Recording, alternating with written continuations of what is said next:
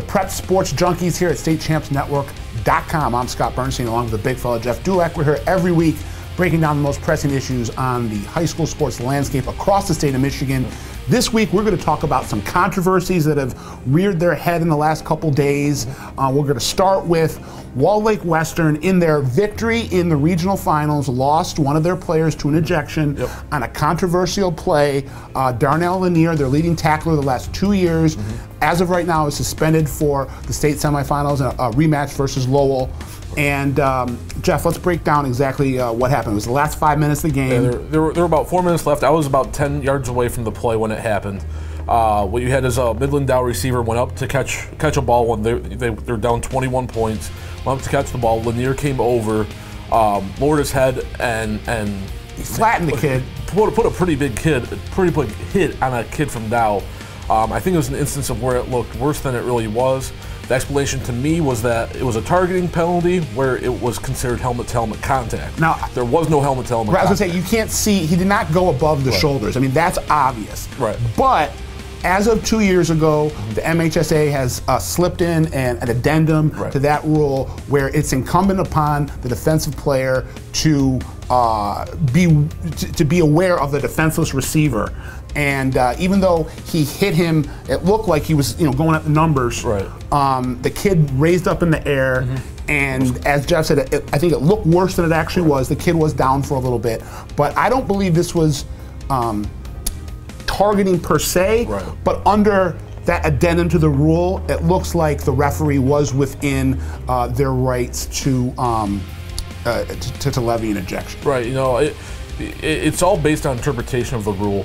If they believe that the receiver was defenseless, which I can see how you believe that receiver is defenseless, you can call that a targeting penalty. However, the thought or the statement that was a helmet-to-helmet hit was not the case. Or it was malicious, which I don't think it was at all. I don't think this kid was headhunting in any way, shape, or form, and it's a shame, as of right now, that on a play like that, where there was no malicious intent, that Darnell Lanier might have lost the rest of the senior season, depending on what happens in the semifinals. I know that Coach Z and the Walled Lake Western staff are looking to mount some type of appeal campaign of some sort, showing the tape to the officials at the MHSA. I guess that remains to be seen how that will be handled. Right now, I spoke with Darnell Lanier after the game. He said it clearly wasn't his intention to hurt a receiver. He said he saw the ball go up. He thought he was making a normal textbook play. The one thing I will say is throughout the play, you did not see Lanier leave his feet. He lowered his head, but stayed on his feet. He hit the player in the numbers. Maybe there could have been a flag thrown on a late hit. The ball had gone over the receiver's head for about a second or two before the hit was made. It did look very bad. With that being said, to go back to what you were saying, as far as I understand, there is no appeals process into appealing the decision to suspend Lanier for that semifinal game. I think the bigger issue isn't the fact that it was a poor call, because you can see why the call would be made one way or the other. The issue is the fact that at this stage of the playoffs, there needs to be something. There needs to be some type of appeal process to prevent something like this from taking a kid's season away when something was done, when everything looked like it was a good faith. Right. Now, if the MHSA can put an appeals process in, they can review the tape on a Monday morning, walk into the office. They can see this tape, walk into the office, see what happens, give their take out. They can say it was the right call, suspension's upheld, plain and simple. But in my opinion, Walled Lake Western and Darnell Lanier deserve the opportunity to at least have it be heard by somebody who has an opportunity to see a play more than once and it was live and at full speed. That's the only way the official had a chance to see this. Just unfortunately for Darnell,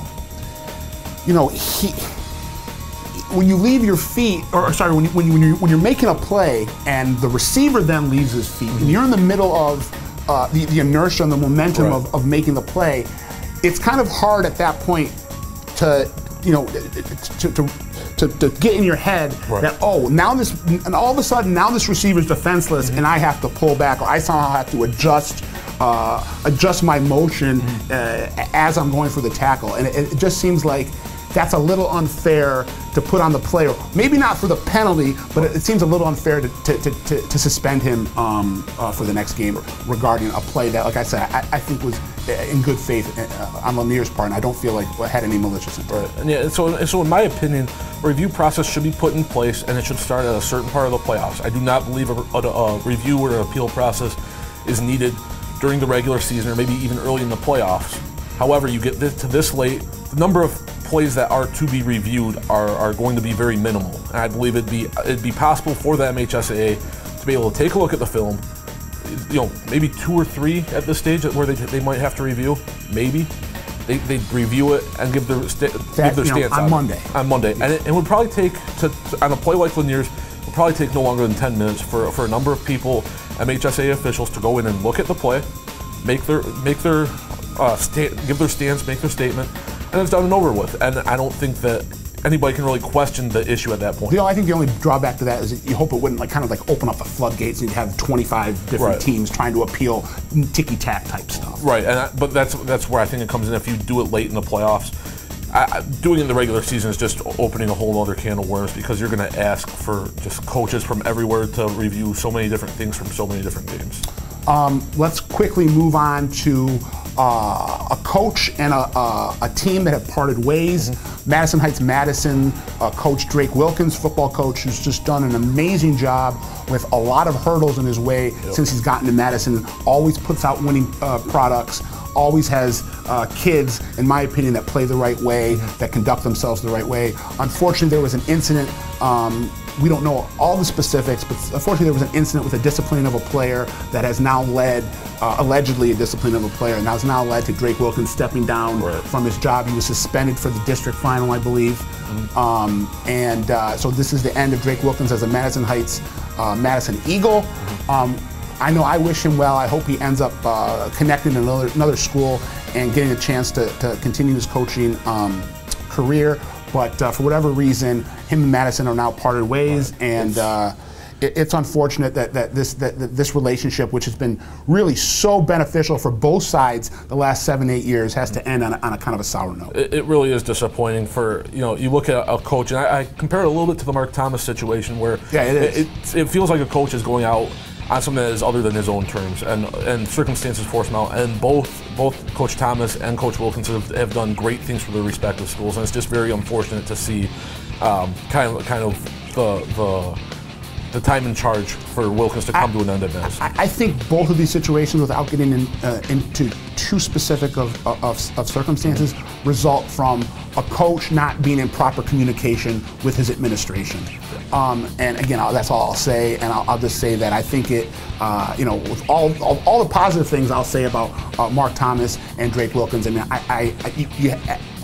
as being in that position that they're in, you have to have complete transparency with the athletic director, with your school's administration, and if that breaks down, then unfortunately for both sides, I think all cards are off the table, and it's not necessarily outside the realm of possibilities and within the rights of a school to look to part ways with the coach. And it's just unfortunate, it's disappointing, but I think you can understand both sides of it, and the decision to part ways.